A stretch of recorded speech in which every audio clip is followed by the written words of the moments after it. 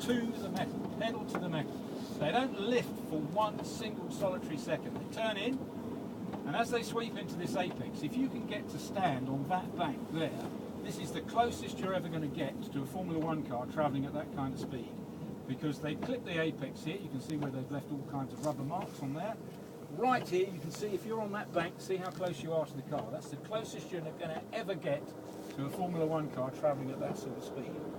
So, 180, still flat to the throttle, still flat to the floor. They sweep through this right-hander here, still flat to the floor, still haven't lifted, still haven't changed down, nothing. You can see here is where the club circuit peels off and heads up to the National Straight, or Wellington Straight.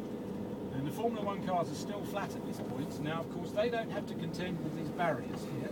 Although I must admit, I think maybe it might make the Grand Prix a bit more exciting if we left it there. So we're now heading towards the first part of Beckett's.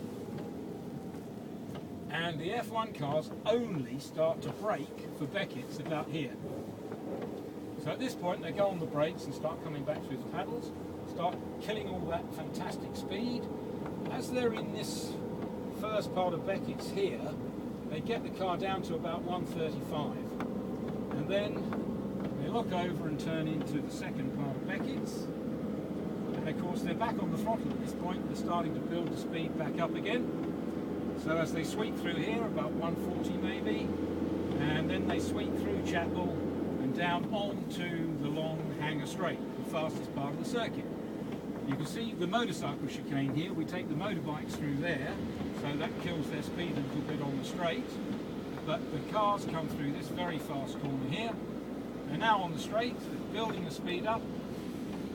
Down the long fast Hangar Straight, they just about get up to 200 miles an hour. Now that's pretty impressive. But what's even more impressive is Casey Stoner on the Works Ducati motorcycle. The first time we ran MotoGP here, he came down this straight on that motorcycle at 203 miles an hour. Isn't that bonkers? What's even more bonkers is the following year. The following year, he came down here on the Works Honda at 197. Bit slower. Reason? It was pouring with rain. I mean, the man's absolutely crazy.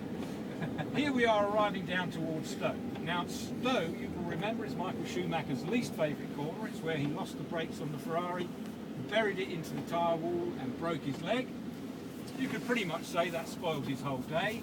But I tell you what, the crowd absolutely loved it. Cheers, which kind of shows you how unsporting we are in this country. Now, as we come down into Stowe, I like to talk about the difference between a good handling road car and a Formula One car. So, we use in the race school here a fantastic car called a Lotus Exige, which is a fabulous piece of kit. Now, when we do high-speed rides, take people for the white knuckle ride around Silverstone, a Lotus Exige at this point is travelling at about 130 miles an hour. Up ahead we've got Stowe. So, at this point, let's say I'm driving this Exige, I'm now on the brakes and I'm starting to come down through the box, right? It's got a 6-speed box, so I come down 2 gears. So, braking, coming down 2 gears. Now, a Formula One car at this point is still on full throttle. 200 miles an hour, full throttle. Now, where I turn the Lotus into the corner is just kind of where that green and white stripe is, okay?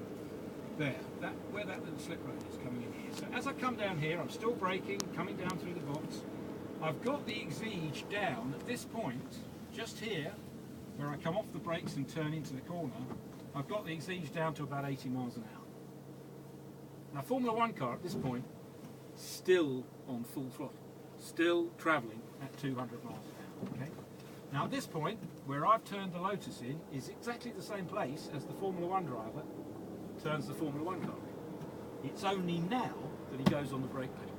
It's one of the reasons why it's so damn difficult to overtake. You can't overtake on the brakes anymore because there's no braking area. So now here we are, the Formula One car is turning into the corner. He's on the brakes, he's coming back on the paddle shift. In the Exige, I'm on a balanced throttle at this point, and it's scrubbing speed slightly, so that by the time I get to the apex of the corner, which is coming up just now, the Exige is now down to about 72, 73 miles an hour. Okay? Formula One car at this point 140. So it's literally double the speed of the Exige. So now we're accelerating out of the corner. So I've got my foot to the floor on the Exige, and the Exige is coming out, using plenty of road all the way out to the curb. Formula One car, generally speaking, is over the curb. They're now hurtling down the hill and picking speed up all the time. Now,